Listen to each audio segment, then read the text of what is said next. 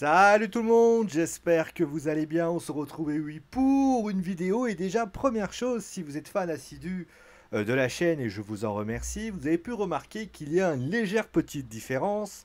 Oui, vous voyez, je peux faire des... Ah, je me suis fait mal en plus. Vous voyez clairement, bon déjà que je me disparais au fur et à mesure, vous inquiétez pas, on n'est pas en train de me ronger. C'est tout simplement, eh bien, que, vous voyez, il y a plus ma chambre derrière moi. Vous voyez, elle est toujours là. Vous voyez, je peux taper. Vous voyez, si je tape là, ça marche. Parce qu'en fait, j'ai utilisé un logiciel. Alors, je vais vous le proposer parce que clairement, en plus, il est gratuit. Donc voilà, vous allez pouvoir l'utiliser. Alors, je vais vous le proposer, Alex. C'est NVIDIA Broadcast. Vous voyez, si j'enlève ça, voilà, vous avez toujours ma chambre qui est derrière. Mais vous voyez, hop, quand je fais ça, vous ne la voyez plus. Voilà, ça y est, c'est magie. Alors, vous pouvez bien évidemment, je sais pas une OP, hein, je peux le signaler, j'ai pas assez de public pour ça. Je peux bien évidemment changer tout ce que je veux changer. Par exemple, je peux faire un floutage. Vous voyez, un floutage. Je peux par exemple voilà, changer le floutage et faire un floutage très intensif ou faire telle chose. Je peux aussi bien sûr remplacer littéralement ou supprimer, voilà, comme je l'ai fait pour ainsi dire. Voilà, donc clairement vous voyez ça. Et donc, vous voyez, on aura deux caméras au dorénavant. Vous avez la caméra numéro 1 où je pourrais voilà, vous présenter les images quand j'aurai envie. Vous voyez, par exemple là, je peux pas parce que voilà, la caméra, vous voyez, ça reste toujours une caméra. Mais concrètement, vous aurez là, si j'ai besoin de vous montrer quelque chose, voilà, je pourrais peut-être vous le montrer. Voilà. Donc, après, le truc marche pas à 100%, vous voyez. Quand je fais des mouvements comme ça, par exemple, vous voyez, des fois, la caméra fait des petites choses, voilà, ça bouge, ma main disparaît, pour ainsi dire. Bon, allez, trêve de bavardage, je suis peut-être pas là pour parler de technologie, on est là pour parler, bien sûr, de WWE Fastlane 2023. Et donc, qu'est-ce que j'en ai pensé de ce show concrètement? Était-ce un bon show? Était-ce un mauvais show? Il y avait donc 5 matchs proposés pour 2h30 environ de show. Et donc, hors kick-off, bien évidemment. Allez, donc on va commencer avec le premier match de la soirée. C'est donc, eh bien, l'avènement de tout nouveau champion par équipe de la WWE. Je vais bien sûr parler de Cody Rhodes et de Jey Uso. Jey Uso et Cody Rhodes qui ont donc battu Finn Balor et Damien Priest. D'ailleurs, on va en parler bien sûr. Il y a quelques petits événements qui ont eu lieu durant ce moment-là. Oui, j'ai peut-être un espèce de fond vert, mais ça ne me donne pas le droit non plus de m'asseoir comme si j'étais un gros patapouf. Donc, qu'est-ce que j'ai pu penser de ce match concrètement?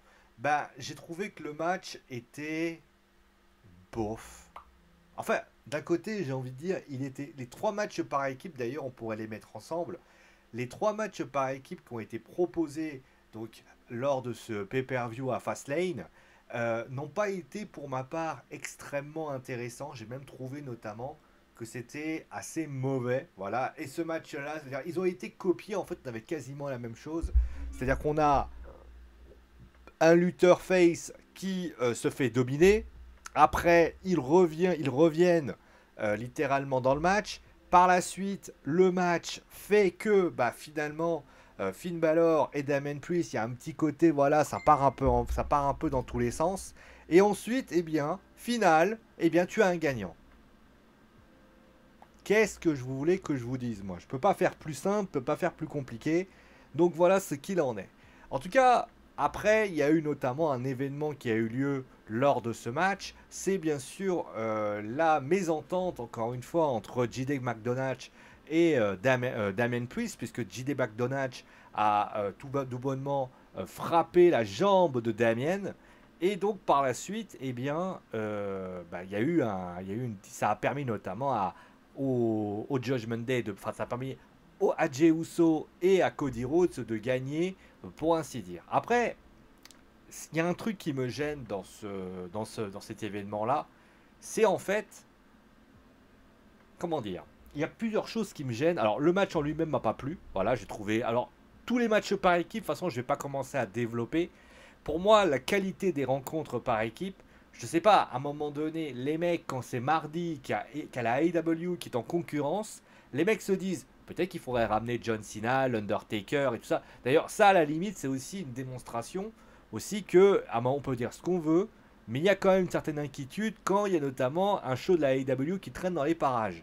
Mais à un moment donné, quand vous avez envie de montrer votre capacité à être fort, il faut que vous montriez à tout le monde ce que la WWE est capable de produire. C'est-à-dire que faites des vrais matchs par équipe. Encore une fois, je vais montrer les matchs par équipe de la AEW. C'est des matchs 5 étoiles. Je veux dire, vous êtes capable, je suis désolé, Finn Balor, Damian Priest, Jey Uso, Cody Rhodes, ça peut être du 5 étoiles si t'en as foncièrement envie. Kevin Owens, Sami Zayn, c'est une top équipe. On a des sacrées équipes. Santos Escobar, Rey Mysterio, les Street Profits, les Bobby Lashley. Bon, il y a eu Carlito après, on en parlera après. Ça peut être une sacrée équipe. Ensuite, on a eu le troisième match. John Cena, c'est particulier, mais si on avait eu juste John Cena qui se roulait tout simplement au sol, j'aurais pu dire pourquoi pas. Mais là, c'était toujours la même chose. Voilà, c'était toujours la même chose. On a un lutteur qui roule par terre, et c'est toujours le même délire. Et moi, ça me casse les couilles dans cette histoire-là. Voilà. Bon, trêve de bavardage, on va commencer. Ah oui, justement, j'ai pas parlé. Oui, je n'ai pas parlé de ça. J'ai pas parlé de JD McDonagh et de tout ça. Alors, il y a quelques petites. Alors, l'attaque et la mésentente de JD ne m'a pas forcément dérangé, parce que forcément, il fallait bien que ça y aille. Par contre, c'est l'après. C'est-à-dire que, désolé, je vais vous spoiler, on t'annonce donc, Damien il est énervé en coulisses, il dit ah moi j'en ai marre, machin, machin, machin, et pas de réaction envers JD, qui est quand même celui qui lui a coûté le match. Je veux dire, à un moment donné, moi j'aurais été à la place de Damien, j'aurais cherché JD toute la journée pour essayer de le casser en deux.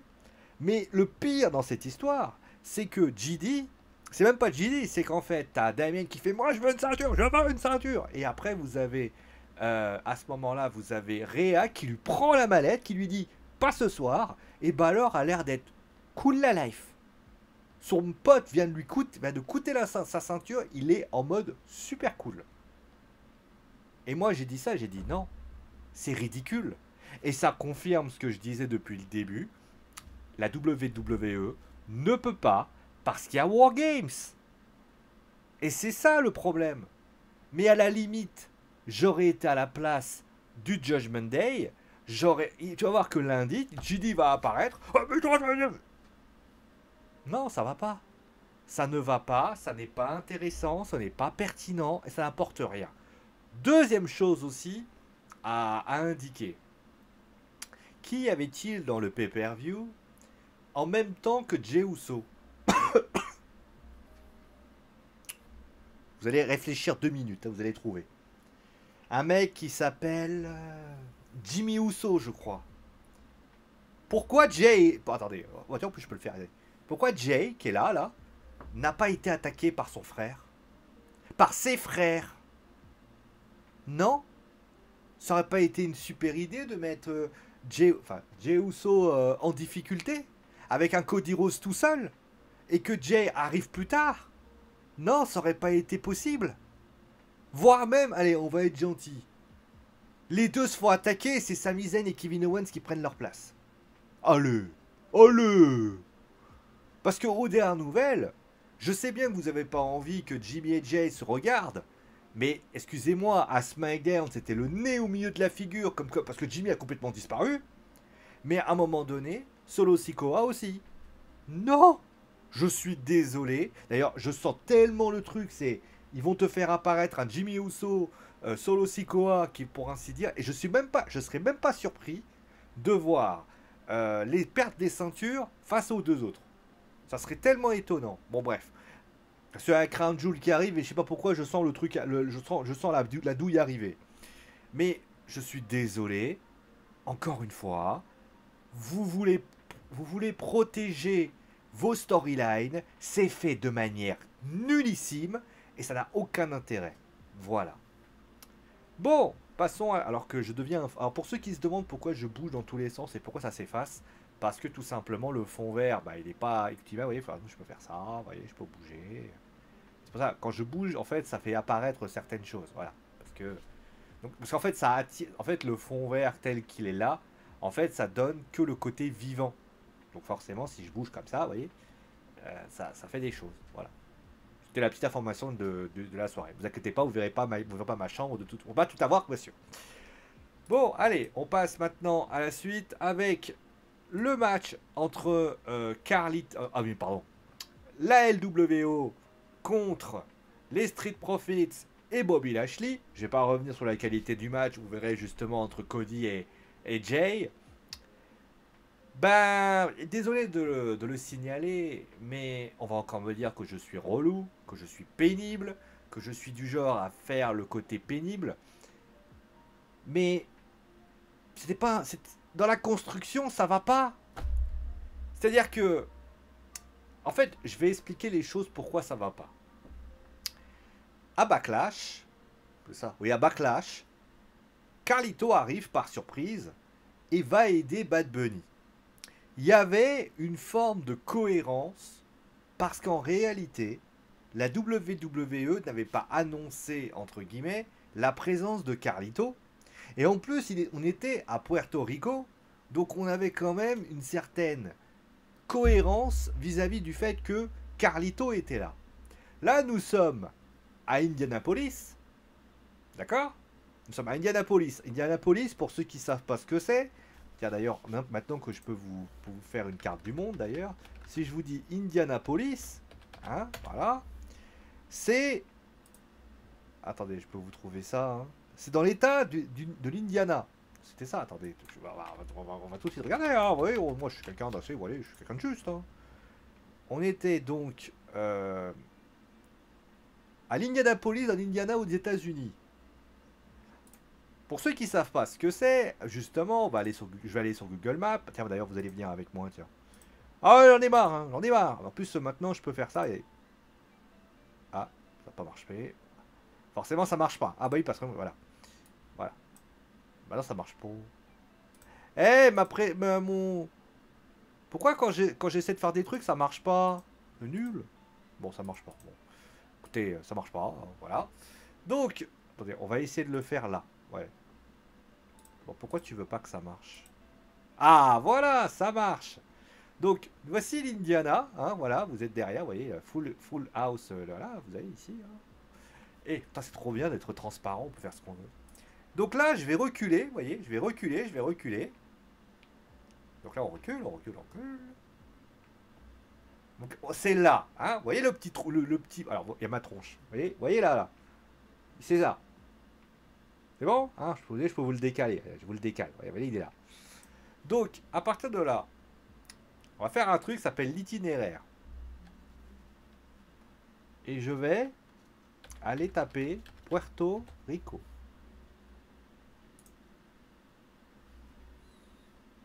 Alors, est-ce qu'il est où? Ah, il m'a pas... Ah, il est là, voilà. Alors, je sais pas si c'est là. Hein. Je crois que ça doit être dans ces ordres-là. Voilà, c'est là. Attendez. Je vais essayer de me décaler un peu. Je vais essayer de décaler un peu. Vous voyez, c'est la petite... C'est ça, là. Je vais vous montrer une petite lumière, là. Voilà, c'est là. Vous voyez, c'est là. Je crois que ça doit être là. Bon, je sais pas. Je suis nul en géographie, de toute façon, hein, je vous emmerde. Hein. Donc, qu'importe. Ouais, on va faire plus simple. Allez, on va faire plus simple. Backlash 2023. On était à Porto Rico. Voilà, parce que j'avais raison. Donc là, on va être ici. Donc on va faire vraiment les adresses précises. Ah, littéralement, vous allez avoir l'itinéraire précis de ce qui se passe. Donc là, bon là, c'est l'itinéraire jusqu'à Paris, là, forcément. Mais je veux pas aller à Paris, en fait. T'as pas compris. Donc c'est là. Vous voyez, c'est là. C'est là. Vous voyez, c'est là. Ah, putain, fait chier. Ah, si, vous pouvez regarder. Vous voyez. C'est le truc là au-dessus de mon épaule. Vous voyez? Ah, c'est bon? Vous avez trouvé? Ok. C'est-à-dire que le mec, à un moment donné, à SmackDown, Rey Mysterio... Alors, on va remettre le truc. Non, c'est pas le bon. Rey Mysterio, à un moment donné, à SmackDown, il dit, je vais passer un coup de fil. D'accord? Je vais passer un coup de fil. Donc, il appelle Carlito. Puisqu'il a appelé Carlito. On est pas d'accord. Donc, en fait, quand il appelle Carlito, c'est pour qu'il vienne. Donc il a forcément l'aval du fait qu'il va venir. Vous allez quand même pas me faire croire que il a fallu à Carlito, à un moment donné... Ah, ça marche pas, décidément. Ça marche à l'alternative. Bon, bref. Vous allez quand même pas me faire croire que Carlito est arrivé à ce moment-là parce que ils ont dû commencer tout seuls. Vous vous moquez du monde, en fait. J'aurais préféré que vous la fassiez venir tout de suite. Ça aurait suffi. Là, j'ai pas compris votre idée. Surtout qu'il a servi à rien en plus. Enfin, il a servi à rien. Si, il a servi à changer le match. Alors, quand vous avez envie en plus de créer un phénomène de surprise, évitez de préciser qu'il y a un coup de téléphone. Ça pourrait aider. Si vous voyez ce que je veux dire. Bon, bref. Voilà ce que j'avais à dire sur cette rivalité qui pour moi n'a aucun sens. D'ailleurs aussi, on peut parler de ça aussi. Les Street Profits et Bobby Lashley, ils viennent de créer une sorte de clan. Ils perdent leur premier match en pay-per-view. Super. Alors oui, car en plus Carlito est un mec qui devait être là. Ça veut dire qu'ils ont perdu clean. Hein. Super. Bref. Bon, allez, on va passer à la suite. Ça me fait tousser. Bon, on va passer maintenant peut-être au meilleur match de la soirée. Parce qu'on va parler après du Last Man Standing match. C'était bien. Les filles ont livré une prestation de haute volée. D'ailleurs, je peux me mettre comme ça, en fait, finalement. Les prestations de haute volée. Et je trouve que, bah oui, ça a été très très bon. Et bon, après, il y a eu un petit peu l'intervention de Bailey, dont on ne sait pas vraiment. Io Sky qui lui a dit de pas intervenir, elle est quand même intervenue. Ouais, pourquoi pas. Mais bon, en tout cas, Io Sky qui conserve sa ceinture en aidant avec notamment les Damage Control. Ouais, pourquoi pas. Maintenant, le match était bien. Le match était cool, franchement, il y avait vraiment beaucoup d'intensité dans la rencontre. Et j'ai envie de te dire, c'est peut-être le match le plus intense de la soirée. Donc on va pas faire notre fine bouche dans cette histoire-là. Ah, pardon, excusez-moi, j'ai fait une erreur. Donc voilà. Ensuite, on va parler forcément de ce match. Alors, je vais pas revenir sur la rencontre, pour ainsi dire. John Cena et LA Knight qui gagnent, ce n'est pas fondamentalement une surprise. Surtout que John Cena va certainement prendre bientôt son envol vers le cinéma, puisque a priori la formation a dû vous être parcourue pour ceux qui ne le savent pas, mais John Cena, la grève à Hollywood a décidé de prendre fin. Donc elle a pris fin d'ailleurs le 2 octobre. Donc a priori les tournages vont reprendre dans quelques semaines. Donc John Cena devrait reprendre reprendre le tournage pour ainsi dire. Mais concrètement, bon, on peut dire une chose, c'est que ce match-là a pu permettre de mettre en avant LA Knight. C'est ce qu'il fallait faire exactement. Par contre, si j'ai un défaut à donner à LA Knight, c'est qu'est-ce qu'il veut en fait. Enfin plutôt, qu'est-ce qu'ils veulent de LA Knight. LA Knight, t'as l'impression que c'est le mec, entre guillemets, un peu badass, un peu, comment dire, un peu attitudera, un peu à la manière Stone Cold Steve Austin. D'ailleurs, le yeah, bien, on peut dire le give me the hey yeah. Mais la réalité, c'est que LA Knight, moi j'aurais été à la place de lui, j'aurais été à sa place, pardon, c'était plus français comme ça, j'aurais mis un BFT à John Cena. Voilà, genre un espèce de... Non, ou alors tu lui serres pas la main. Mais un truc du style, je ne te fais pas confiance. Tu veux créer le nouveau Stone Cold Steve Austin, pas de problème. Mais à un moment donné, si tu veux créer le nouveau Stone Cold Steve Austin, tu dois créer littéralement... Ah d'accord, j'ai compris. Quand je me mets derrière mon micro, ça marche pas. Ah si, ça marche. Parfois, bon. Bref. Tu dois créer... Tu dois pouvoir créer... Tu dois pouvoir le créer à sa manière. Quand tu vois LA Knight apparaître, il est sympa, LA Knight. Il a une bonne gimmick. Il m'a fait plusieurs fois rigoler. Et je trouve que, franchement, le public adore LA Knight. Mais il faut qu'il soit badass. Et il est badass. Mais il ne peut pas lever la main de John Cena en mode, oui, big respect. Alors que il y a un mois à peu près, John Cena et LA Knight se serraient la main en mode méga glaciaire. En mode LA Knight qui le regardait en mode... Ouais, attends, toi, t'es personne en fait. Non, tu peux pas être, entre guillemets, le badass face et puis d'un seul coup devenir le baby face. Ça ne marche pas. Et donc voilà ce que j'avais à dire. Après, sur le principe, oui, John Cena et LA Knight, ils sont face. Peut-être pas mettre un BFT, mais en tout cas montrer que John Cena, tu es John Cena, mais j'ai du respect, parce que j'ai du respect pour toi, mais je ne vais pas m'abaisser à te faire faire la révérence pour ainsi dire parce que tu es là. Tu peux dire ce que tu veux, ça ne marchera pas. Voilà. Et on va terminer. Ah, par contre, je vais mettre la vidéo parce que là, on ne verra pas. Voilà. On va maintenant passer à la victoire de cette freaking Rollins. Ben, avec une victoire, bah écoutez, étant donné que à partir du moment où on avait annoncé le cash-in de Damien, puisque Rhea avait piqué la ceinture, bah écoutez, le suspense de ce match n'avait plus, parce que Shinsuke Nakamura bah, n'allait pas remporter cette ceinture. Je veux dire, c'était une certitude. Alors certains m'ont certainement dit oui, mais il y avait possibilité. Écoutez, Nakamura, depuis qu'il est à la WWE, il a tourné autour du titre trois fois. Trois fois. Est-ce qu'à un moment donné, si la première fois, là où il avait remporté le Royal Rumble, tout le monde s'est dit que ça allait être possibilité, vous doutez bien que là, il n'y arrivera pas. Je veux dire, là, en fait, ce que j'ai compris, c'est que ce titre, il est pour montrer littéralement la qualité des lutteurs. Il y a eu Finn Balor, il y a eu Shinsuke. Je ne sais pas qui sera le prochain.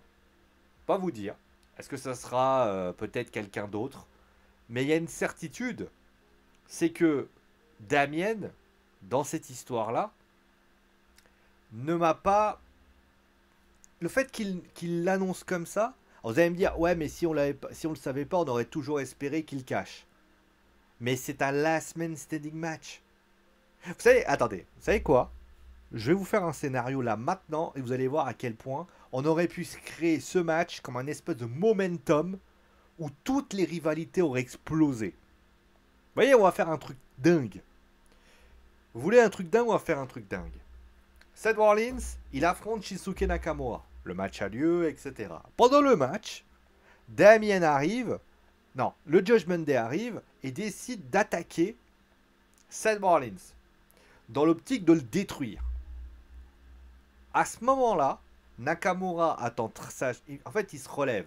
Et à ce moment-là, Damien arrive et veut cacher sa mallette. Donc là, tu vas vers un triple threat. Sauf que tu as tout le monde qui arrive. Et à ce moment-là, on a parlé notamment, il y a une blague notamment d'un tweetos, enfin d'un Xos maintenant qu'on appelait comme ça, qui a été fait, pardon. C'est notamment les Avengers. On aurait eu Sami Zayn, Kevin Owens, on va les mettre dedans puisqu'on peut les mettre dedans. Cody Rhodes, Jey Uso et Seth Rollins. Les 5 ensemble contre Nakamura, McDonald's. Vous allez me dire, ouais, mais McDonald's, il aurait été... Oui, on s'en fout. McDonald's. Oubliez. Merde. McDonald's, Damien Priest, Finn Balor, Dominic Mysterio. Et là, ça tape dans tous les sens. Et à la limite, ça aurait fait un énorme momentum. À la finalité, c'est que Seth Rollins, il y aurait eu des bagarres partout. Et à la fin, tu crées ton War Games. Voire même, tu as ton traditionnel sur Survivor Series match qui est à lieu. Et ton War Games, bah, tu le tapes à la Bloodline. Voilà. Voilà. Voilà. J'ai fait ton match. J'ai pas cherché compliqué. J'ai fait ton match.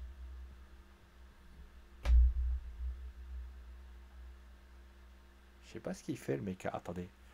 Je sais pas ce qu'il fait le mec. Ah lui là. Je sais pas ce qu'il fait. Il a l'air en transe. Parce que tout le monde est con. Et par contre le gamin en bas là. Attendez, je m'écarte. Ah, on verra pas. Vous voyez le gamin à droite là. Je sais pas si je peux le montrer. Lui là. Lui là-bas là. Je sais pas ce qu'il a, mais il a l'air super content. J'avais pas vu ça. C'était comique. Vous voyez le petit gamin sous mon épaule là. Attendez, je sais pas si vous allez le voir. Lui là. Vous voyez lui là. Avec la casquette bleue. Ah, vous savez, on va le cacher. On va le cacher, on va faire comme si on l'avait pas vu. Ah, parce que je l'avais pas vu et vous avez bien la vérité. Ah, d'ailleurs, il y a un acteur là-bas là, qui a l'air d'être super content. Mais voilà, tout simplement. Bon, après, je me moque, hein, voilà, gentiment. Bon, voilà ce qu'on avait à dire. C'est un très mauvais pay-per-view. Enfin, PLE, comme il l'appelle maintenant. Les matchs sont pas bons. La qualité des cohérences ne sont pas bonnes. Et vous savez, il y a quelques, quelques mois, j'avais fustigé les storylines qui manquaient de consistance, etc. Mais j'étais plutôt content de la qualité du stand-up, la proposition dans les PLE. Là, c'est l'inverse. Alors, on peut imaginer, pour ça que je vais laisser le bénéfice du doute, que ce PPLE avait pour objectif de créer une transition, de faire ce qu'on appelle des matchs de transition. On fait des matchs, on est là pour proposer plus tard ce qui va se passer à Crown Jewel et au Survivor Series. On peut l'imaginer comme ça. C'est-à-dire comme ça, tu clôt les rivalités en question. Par exemple, Seth Rollins, Nakamura, tu clôt la rivalité. Les trois, là, Io Sky, Charlotte Flair et Asuka, tu peux clôturer un début de rivalité. On peut imaginer que Io Sky, peut-être Bianca Belair va revenir. Pour ainsi dire, là, tu crées un événement par rapport à JD, ça peut être une idée aussi. La Carlito qui vient, tu crées quelque chose et tu pourrais créer quelque chose par rapport à ça. John Cena, LA Knight, tu lances LA Knight face à Roman Reigns. Il y a, je trouve, voilà, tu crées des choses. Et c'est ça que je vais vraiment leur laisser le bénéfice du doute. Je sais que je regarderai pas Crown Jewel pour la simple et bonne raison que les pay-per-views saoudiens, c'est vraiment un truc, c'est un peu comme les punaises de lit, ça m'intéresse pas. Mais on va être très très clair. Je vais regarder les shows. Parce que c'est vrai que j'ai été un peu absent par rapport aux shows, en relation malheureusement bien sûr à la semaine un peu infernale que j'avais eue la semaine d'avant. Vous avez vu notamment il y a eu moins de vidéos cette semaine et juste, enfin c'est une semaine et demie pour cette semaine parce que j'étais vraiment fatigué, j'avais besoin de récupérer. Mais concrètement, je tiens à dire que je vous excuse la WWE parce que vous avez créé des choses intéressantes. Je vais pas regarder Crown Jewel, donc je pourrais pas vous annoncer. Par contre, les Survivor Series, je vais le débriefer. J'attends de vous, attention, hein, j'attends de vous de la qualité. Encore une fois, je le répète 20 000 fois, je vous demande pas de faire ce qui me plaît. Je vous demande de faire quelque chose qui va me faire plaire. Je suis pas comme certains crétins qui demandent à ce que machin, bidule ou truc perdent leur ceinture. Ça m'est égal, j'en ai rien à foutre. Vous faites vos stories, vos bookings, vos heals, vos faces, vous faites ce que vous voulez. Mais à un moment donné, vous devez me donner une consistance. Vous êtes là pour faire des choix et vous les faites. Mais à un moment donné, arrêtez de faire des storytelling comme si on avait l'impression que vous deviez tout expliquer à un débile manteau. Vous allez me dire, oui, mais c'est parce que c'est des enfants. Les enfants, c'est pas parce que c'est des enfants que vous devez justifier de les faire comme si c'était des personnes qu'il fallait tout expliquer. Je veux dire, Carlito qui vient pas tout de suite, excusez-moi, vous parlez, enfin, honnêtement, réfléchissez 2 secondes, messieurs de la WWE, et vous allez bien réfléchir parce que vous allez bien comprendre. Les audiences de Raw et de SmackDown, ça tient à peu près. On verra d'ailleurs quand ça va changer de chaîne, parce que ça aussi, ça va être très intéressant. Mais quand ça sera à la Fox, la WWE fait les meilleurs scores. Mais pour ce qui s'agit de SmackDown, de Raw, vous avez fait aux alentours de 1,6 million, 1,7 million, 1,3 million. Vous pensez réellement que c'est les gamins qui regardent? Vous êtes sérieux en fait? Parce que si c'était les gamins, ça veut dire qu'il y aurait un renouvellement. Ça veut dire que moi, par exemple, qui aujourd'hui va bientôt arriver à la quarantaine, il y aurait des gens en dessous de moi, à la vingtaine, à la 10 ans, 20 ans, 30 ans, qui regarderaient. Aux États-Unis, le fonctionnement, il est pareil. Aujourd'hui, celui qui aujourd'hui a grandi avec le Rock, son successeur a grandi avec Batista. Et celui qui a grandi avec Batista devrait grandir avec Roman Reigns. Et celui qui a grandi avec Roman Reigns devrait grandir avec ceux qui vont le succéder, les Brand Breakers et tout ce qui va avec. Sauf que les audiences de NXT ne sont pas bonnes, et qu'en plus, vous êtes obligé de ramener d'anciennes gloires la mardi, parce que vous savez que si vous vous retrouvez face à Dynamite, vous craignez une cassure. Vous vous rendez compte de ce que vous faites? Donc le constat, même si j'ai envie d'être un peu complaisant avec vous, c'est que vous n'arrivez plus, c'est que vous vous trompez de cible. J'ai un collègue qui dit souvent, ouais, ramener l'air attitude, ça va passer. Je suis même pas sûr de ça. Je l'ai déjà dit il y a quelques semaines. Le catch est en train de mourir à petit feu. Et je pense que si on n'arrive pas à passer... Faut dire, on va le dire clairement, je pense, dites-le en commentaire ce que vous en pensez. Je pense que dans... on est à une période charnière en fait. Soit la génération actuelle et la génération qui va succéder à cette génération peut relancer pas la manivelle, relancer le cycle, soit s'ils n'y arrivent pas, le catch va faire des recettes. Parce que le catch reste, la WWE continuera à faire de l'argent. La Japan Pro Wrestling le fera également. Par contre, des fédérations comme la AEW, s'ils ne réussissent pas à augmenter leurs audiences suffisamment pour exister, ne s'en sortiront pas. Tu peux pas. Alors, je suis pas pro AEW ou pro WWE. Hein, fermez vos gueules ceux qui commencent. Hein. Mais tu peux pas avoir une évolution avec, aux dernières nouvelles, des audiences aussi faibles. 300 000 à Rampage, 550 000 pour Collision, 860 000 pour Dynamite. Ça suffit pas. Tu as des lutteurs de la AEW qui veulent venir à la WWE. Jet Gargill en est la première. Et je pense que ça va amener d'autres lutteurs, notamment un certain MJF. Là, la AEW crée des bonnes storylines, mais ils n'y parviennent pas. Donc, moi, je pense qu'on est à une période aujourd'hui, et je le dis avec beaucoup de tristesse, on est dans une période où je pense que le catch vit peut-être ses derniers moments de popularité. Peut-être que dans 10 ans, les Cody Rhodes, les Jey Uso, les Seth Rollins, les Io Sky, les Bayley seront peut-être celles qui auront fait, alors involontairement, mais ils auront causé la mort du catch. Parce que le catch aujourd'hui n'est plus vendeur. Alors est-ce que c'est de leur faute ou est-ce que c'est de la faute des fans? Est-ce que c'est la faute de ça? Je ne sais pas. En tout cas, ce qui est certain, c'est que quand tu dois ramener d'anciennes gloires dans un show jaune qui s'appelle NXT, c'est que votre fédération est plus dans et c'est que tu n'as pas les moyens de t'en sortir avec ce que tu as là. Voilà. Bien évidemment, je te laisse me dire en commentaire ce que tu as pensé de cette vidéo, de Fastlane ou de ce que je suis en train d'expliquer. On se retrouve pas demain. Pas demain, demain c'est lundi. Lundi c'est Panzani. Mais on va se retrouver mardi pour WWE Raw, surtout que là le foot va se calmer un peu. Donc d'ailleurs, juste pour info, on se retrouvera ce soir en live pour Rennes Paris Saint-Germain. Donc on va voir si les Parisiens aussi font la même chose. En tout cas, merci à vous tous. Prenez soin de vous et ciao.